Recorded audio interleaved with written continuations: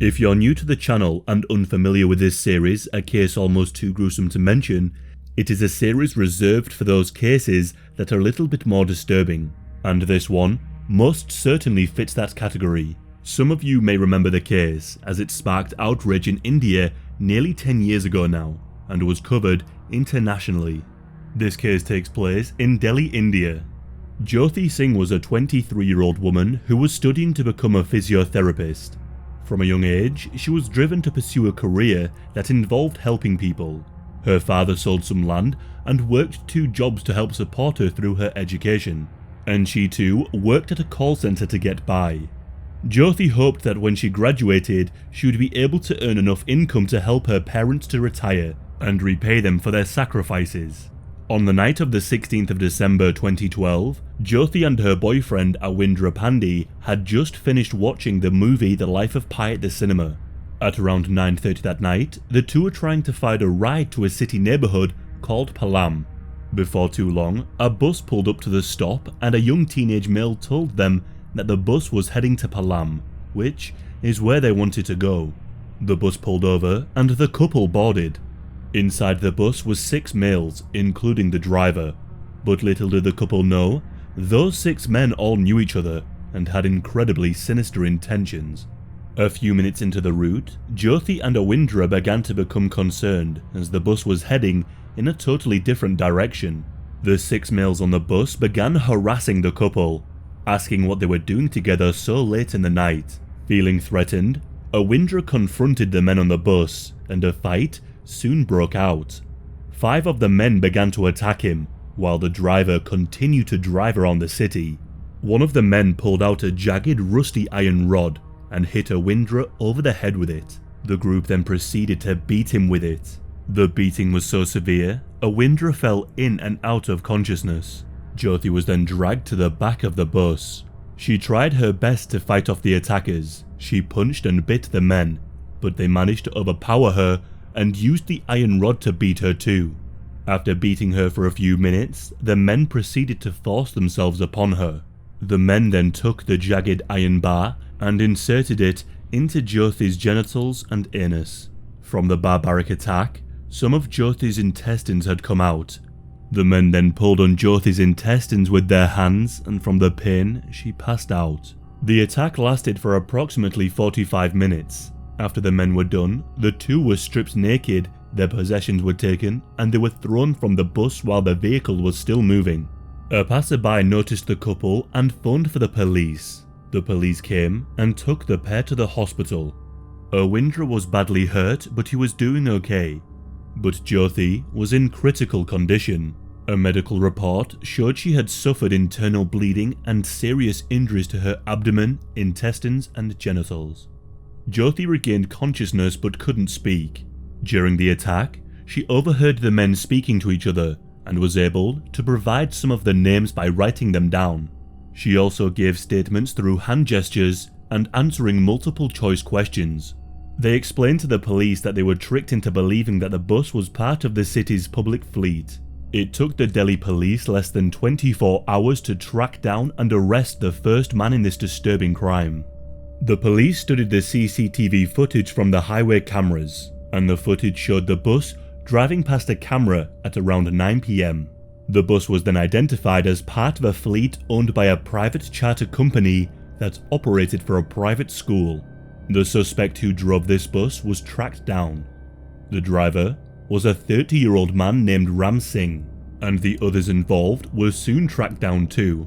The police had prepared sketches from descriptions given by the victims. The other suspects included Ram Singh's brother, who was a 26-year-old man named Mukesh Singh, a 28-year-old man named Akshay Thakur, 20-year-old Vinay Sharma, 19-year-old Pawan Gupta, and a 17-year-old who cannot be named for legal reasons. After apprehending the suspects, the police found Jyoti's blood-stained clothes and the iron rod. The 6 suspects told the police that they had been out drinking that night and had decided to drive around for some fun. Before too long, the gang came up with a plan to rob some people to make some extra money. The plan was to get people on board by pretending to be a legitimate bus. A couple of hours before the attack, the gang had robbed a man who boarded their bus. They stole his mobile phone and the cash he had on him. They then threw him from the bus and began looking for their next victim. The man who was robbed reported the crime to 3 on-duty police officers. These 3 officers told the man there was nothing they could do. Frustratingly, if the officers would have acted, the couple wouldn't have been attacked. The 3 officers were later suspended for their lack of action. The 6 males then found the unsuspecting couple waiting for a bus and lured them inside. After the attack, they scrubbed the bus clean in an attempt to destroy evidence and swore to each other they would never speak of the crime. In the days following the attack, a team of doctors were assembled to help Jyoti, but her condition deteriorated. She went through multiple operations in the first few days to remove parts of her damaged intestines. Doctors then decided to fly her to Singapore for further treatment. On the plane over, she suffered a cardiac arrest, and because of this, she suffered brain damage too. On the 28th of December in Singapore, Jyoti's health continued to worsen, and the doctors confirmed she was suffering from severe pneumonia and an infection. The next day, on the 29th of December, Jyoti tragically passed away. The attack on Jyoti sparked a series of protests for the government to adopt stricter laws on crimes against women, and to make India safer for women. The protesters also called for retribution and wanted those responsible to be killed.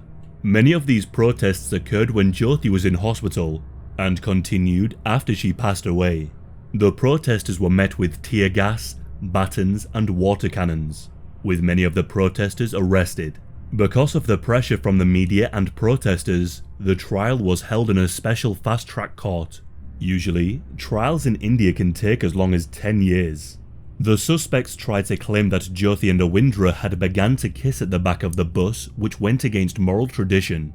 They said the fight broke out after they confronted the couple, and that Awindra had thrown the first punch. The lawyer of the accused men pinned all the blame on the couple, stating that an unmarried couple had no right being together at that time of night, and essentially saying that Jyoti was asking for it, and that Awindra was responsible as he failed his duty to protect his woman.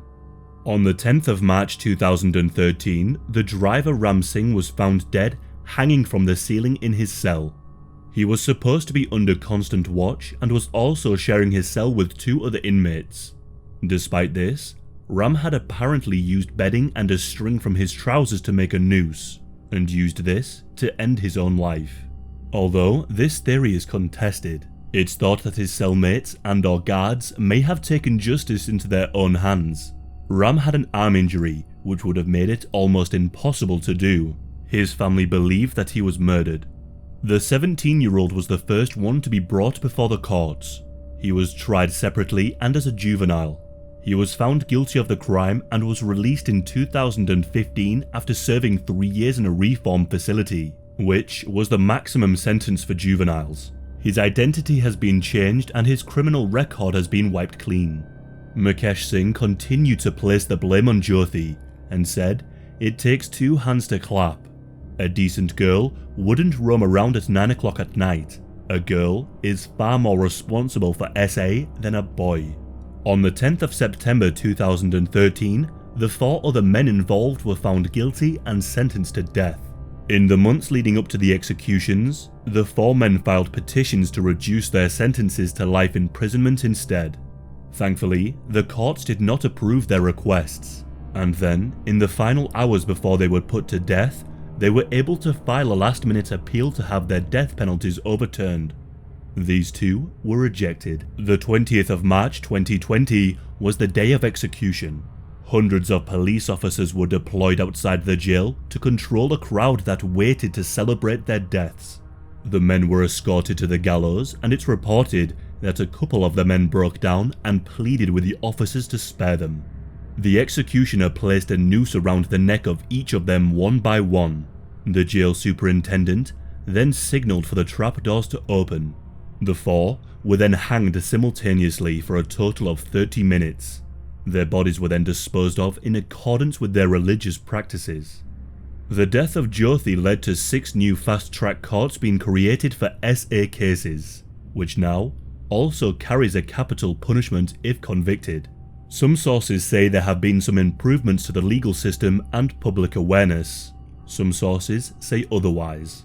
If you're from India or know people who are, please feel free to let me know in the comments as to the situation. I'd like to hear more about it from people who know. If you wish to see more from this series, I have a playlist of all the videos on there for you to binge.